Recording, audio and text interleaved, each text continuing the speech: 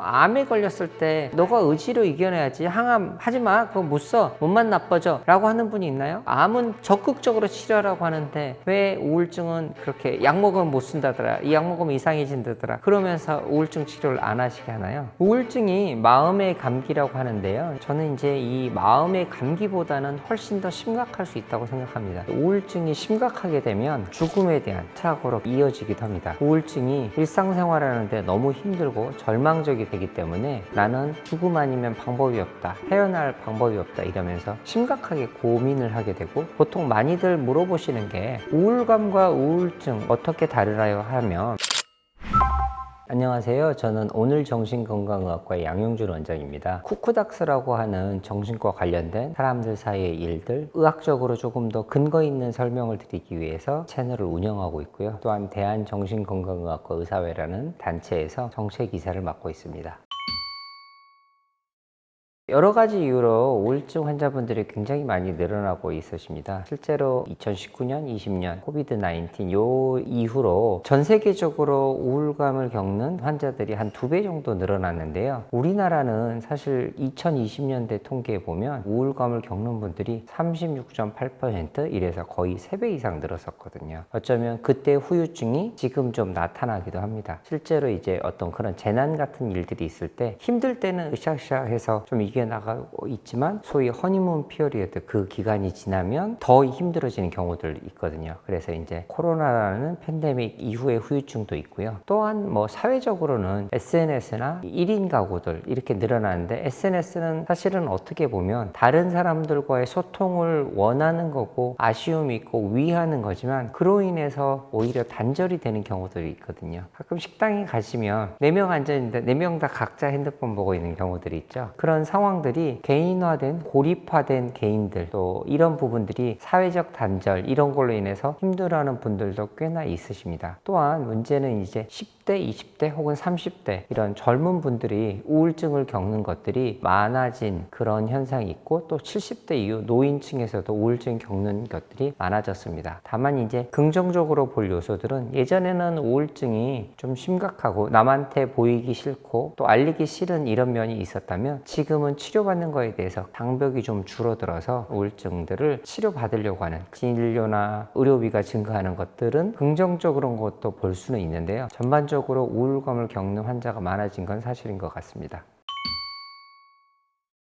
주요 우울 장애는 2주를 기준으로 합니다. 2주 이상 너무 힘들고 우울하고 절망적인 기분이 계속되고, 또 원래 내가 가지고 있던 일에 대한 흥미나 관심 이런 것들이 하나도 즐겁지 않은 이런 2가지 일들이 꼭 있어야 되고요. 이런 2가지 진단 기준 외에도 체중이 증가하거나 체중이 감소하고 못 먹어서 그 다음에 수면을 못 하시는 불면이거나 혹은 나중에 과수면이 되기도 하고요. 초조감, 불안감 이렇게 되기도 하고, 그 다음에 온몸이 피로하고 힘이 하나도 없고 에너지가 없는, 에너지가 똑 떨어지는 이런 경우, 그 다음에 무가치감, 내가 사는 게 무가치하다, 호곤탁으로 이어지는 것들, 다음으로는 집중력이나 인지 기능이 좀 떨어집니다. 그래서 내가 일하는 데 있어서 내가 왜 이렇게 머리가 나빠졌지? 이런 얘기들도 하시고, 마지막으로 인지 기능이 떨어지고 안 되고 무가치하고 이런 상황들이 결국에는 이제 사고로 이어지는, 이렇게 되는 9가지 진단 기준이 있고, 첫 번째 말씀드린 일상에 대한 흥미가 떨어지거나 2주 이상 지속되는 우울감이 반드시 있어야 되고, 그 외에 이런 9가지 중에 5가지 이상이 됐을 때 주요 우울장애로 진단을 합니다. 근데 이제 우울증이 심각하게 되면 대부분 한 3분의 2에서는 죽음에 대한 사고로 이어지기도 합니다. 왜냐하면 우울증이 일상생활하는데 너무 힘들고 절망적이 되기 때문에, 그래서 나는 죽음 아니면 방법이 없다, 헤어날 방법이 없다 이러면서 심각하게 고민을 하게 되고, 그거 자체가 증상 기준이거든요. 그래서 이제 우울증이 심각해지면 사고로 이어지고, 사고를 겪는 분 중에 실제로 한 10% 이상은 시도를 하기도 합니다. 그만큼 우울증은 위험하고 무서울 수 있는 질환이고요. 우리가 그러면 실제로 시도를 했던 분들이 왜 응급실에 왔는지 그분들을 조사해 봤을 때 실제적인 것들을 보면 정서적으로 힘든 게 한 33%, 또 대인관계나 이런 데서 어려운 게 한 17%,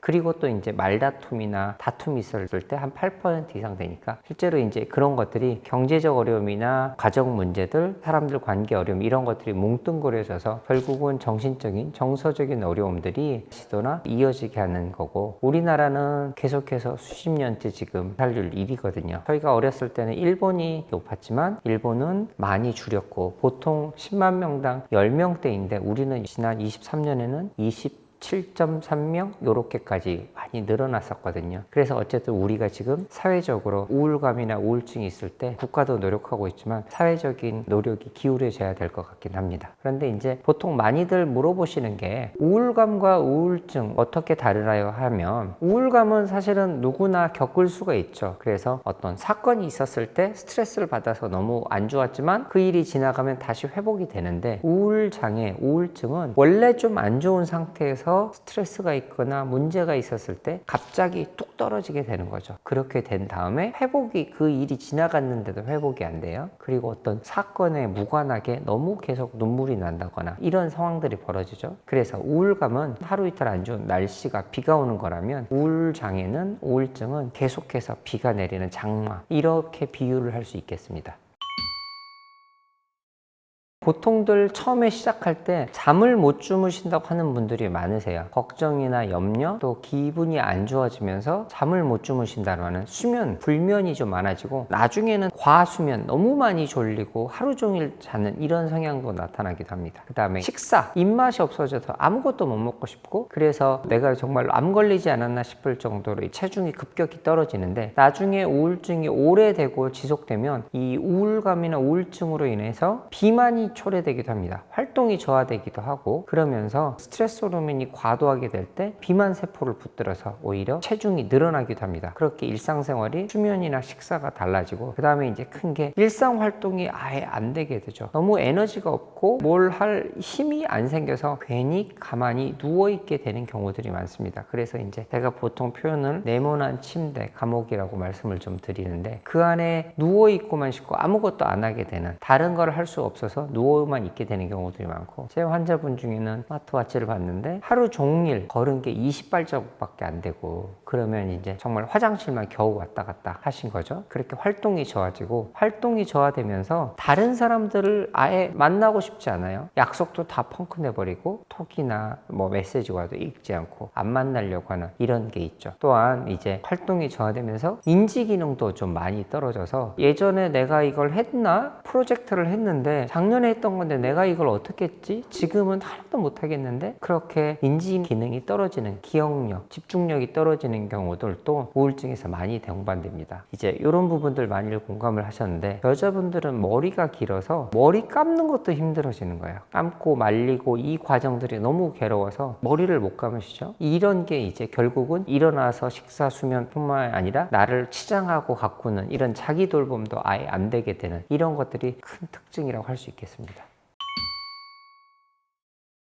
우울증 건강설문이라고 하는 PHQ-9이라는 게 있고, 또 하나는 보통 이런 것들이 스크리닝이라고 하는데, 검진 차원에서 하는 게 또 역학 연구를 위한 우울증 체크리스트 CSD, CESD라고 하는데, 이런 것들도 있기는 합니다. 그런데 이런 것들을 통해서 몇 가지 항목 중에 몇 점 이상이면 우울감이나 우울증이 있을 수 있으니 확인해 보시라 라고 하는 스크리닝, 검진 차원에서 체크리스트입니다. 실제로 우울증인지 아닌지는 담당 전문가를 찾아서 확인을 해 보시는데, 인터넷에 많이 이런 것들 나와 있으니까 확진이라고는 생각은 마시고, 힘들어지시면 체크해 보시고 요게 나한테 해당 사항이 있는 것 같으시면 전문가의 상담을 받아가시기를 권유드립니다. 저희가 우울증 진단 중에 핵심적인 게, 너무 우울한 기분이 2주 이상 지속되거나, 또 일상생활 내가 관심이 있었던 흥미나 혹은 관심사, 재미가 아무런 재미가 없다고 하시는데, 예를 들면 자식을 키울 때는 내가 먹고 살기 힘들어서 내 새끼들이 예쁜지 몰랐는데, 손자 손녀들을 봤을 때 얘네들은 눈에 넣어도 안 아프고 너무너무 즐겁고 반갑고 이런 손자 손녀였는데, 얘네들이 오는 것도 귀찮아요. 얘네들도 보고 싶지 않고 너무 힘들고 아무런 재미가 없다. 그렇게 주된 증상들, 흥미나 관심사, 재미가 없어지고 우울한 기분이 한 2주 이상 계속되는 경우에는 꼭 찾아가 보실 거. 그게 이제 우울증의 핵심 증상이고요. 또 하나는 이로 인해서 정신과 진단은 항상 일상생활에 장애가 있는지를 봅니다. 그래서 이제 우울 장애로 표현을 많이 하는데, 학생들 학교, 또 직장 생활을 나가는데, 사회생활 하는데, 혹은 대인관계, 또 내가 업무를 하는 데 있어서 기존의 기능보다 너무 많이 떨어져서 문제가 생겼을 때 그때는 꼭 확인을 해 보시라, 이렇게 좀 말씀을 좀 드리고요. 또한 이제 마지막으로 너무 심각해져서 죽음에 대한 생각을 하게 되고 또 실제로 구체적으로 계획을 세우신다면 이거는 정말 위험한 거니까 주변에서 이렇게 이런 얘기를 들었을 때는 반드시 진료를 받으실 거를 권유를 해도 좋고, 스스로 이런 생각이 드셨다면 상담해 보시기를 권유드립니다.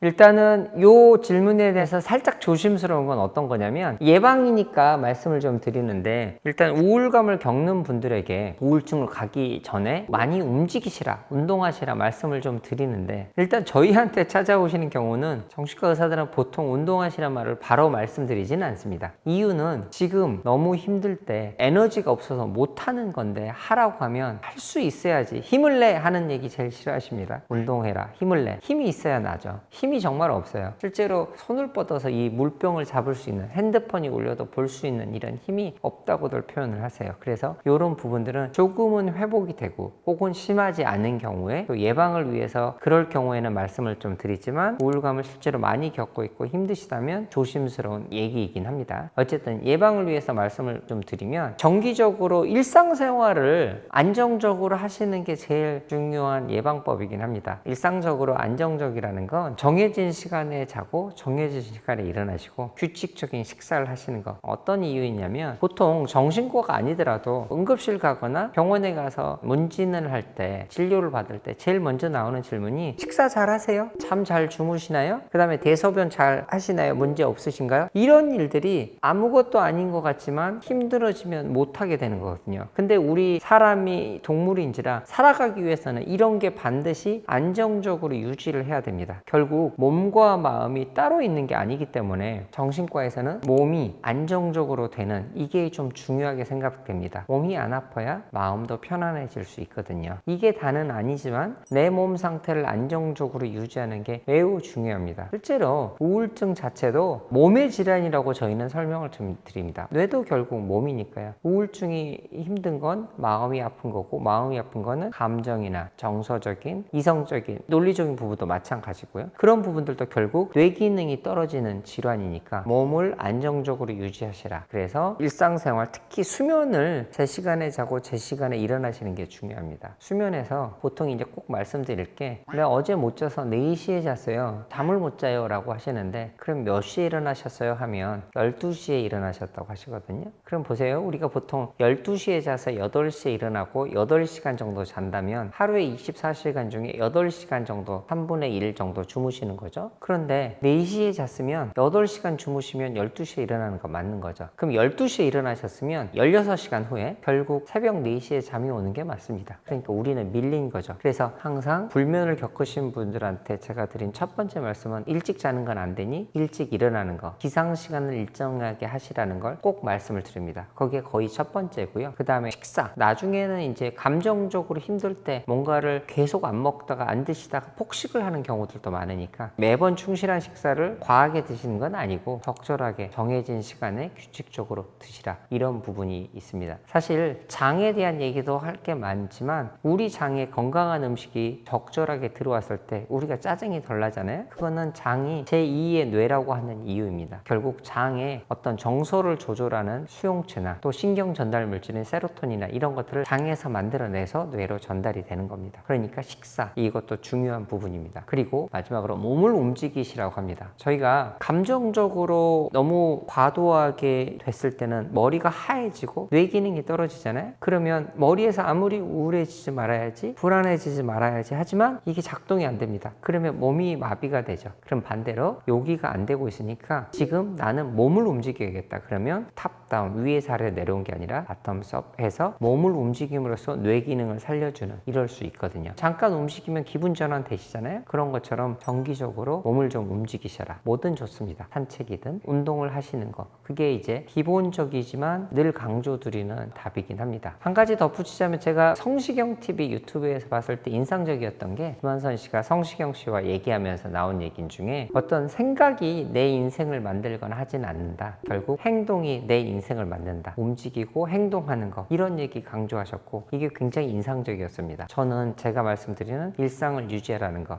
그게 감정을 잘 조절할 수 있다는 이런 부분으로 이어서 좀 연상해서 생각을 해보았습니다.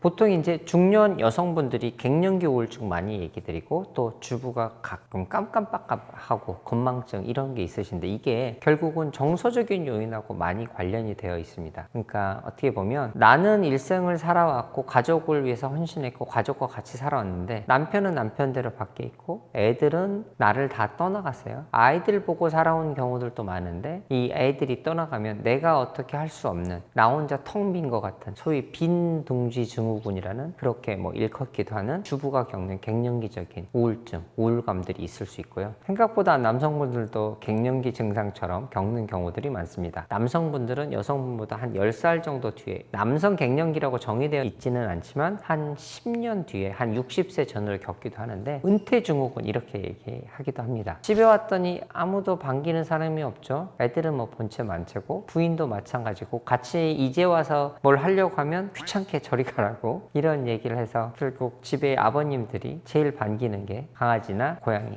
반려동물들이 아버지를 제일 반겨서 아버님들이 강아지, 고양이 키우기 싫다 했는데 나중엔 제일 예뻐하세요. 이런 경우들도 있죠. 결국 이제 이거는 노년이 되면서 호르몬 변화도 분명히 같이 오면서 신체 기능이 떨어지면서 많이 느껴집니다. 그래서 이런 것들이 빈둥지 증후군, 은퇴 증후군 이렇게 일컬어지는데 갱년기에 동반되어서 인지 기능도 많이 떨어져서 이런 부분들도 좀 힘들게 하는 요소이기도 합니다. 또한 시댁이나 가족관계 이런 데 있어서 너무나 이제 쌓아둔 게 있으시면 이게 가슴이 답답해지고 화병이 났다고 얘기하죠. 화병은 실제로 미국의 이제 의학 교과서에서도 병이라고 아예 교과서에 실렸습니다. 영어로. 그러니까 우리나라에 특화된 사회문화적인 질환이다, 질병이다 이렇게 나와 있는데 그게 결국 신체 증상으로 오는 겁니다. 가슴이 짓눌려지고 어떤 분들은 가슴이 아프다고 하는 분들도 있으세요. 그만큼 내가 힘든 거를 말 못했을 때 혹은 말을 할 때도 없고 한다고 하는데 해결이 안 돼서 그런 부분들에 있어서 몸으로 오는 질환으로 있을 수도 있습니다. 결국 40,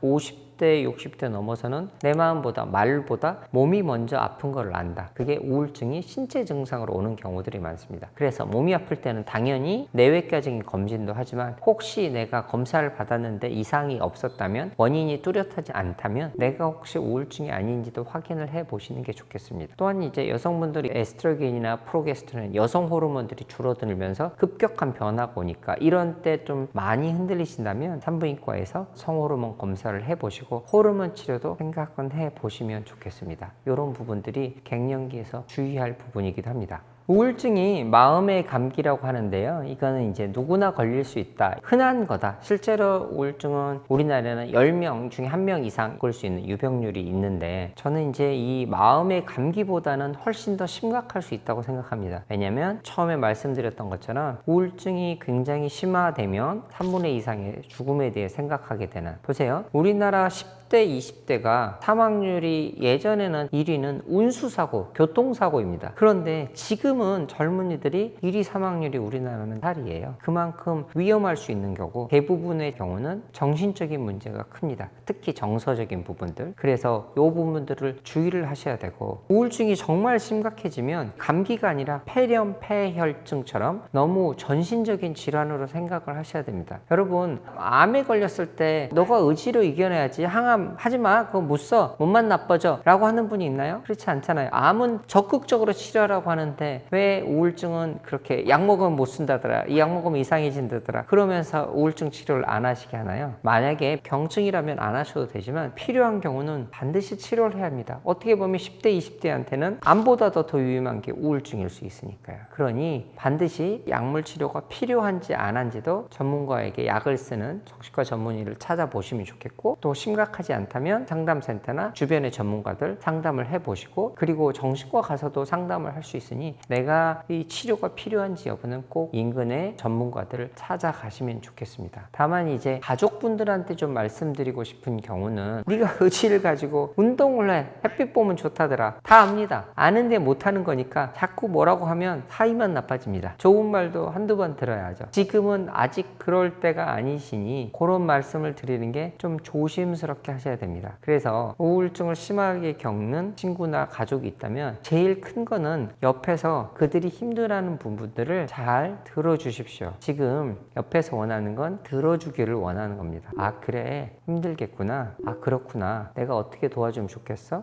혹은 내가 이거는 잘 못할 부분인 것 같은데 전문가의 도움을 받아보면 어떻겠어? 말을 한다면 이 정도. 그분들이 힘든 거를 잘 들어주시고 옆에 누군가가 있다는 것만으로도 힘이 되니까 오랜 동안 기다려주시고 회복될 때까지 옆에 있어 주시는 거, 그게 제일 큰 도움이 된다고 말씀드리고 싶습니다.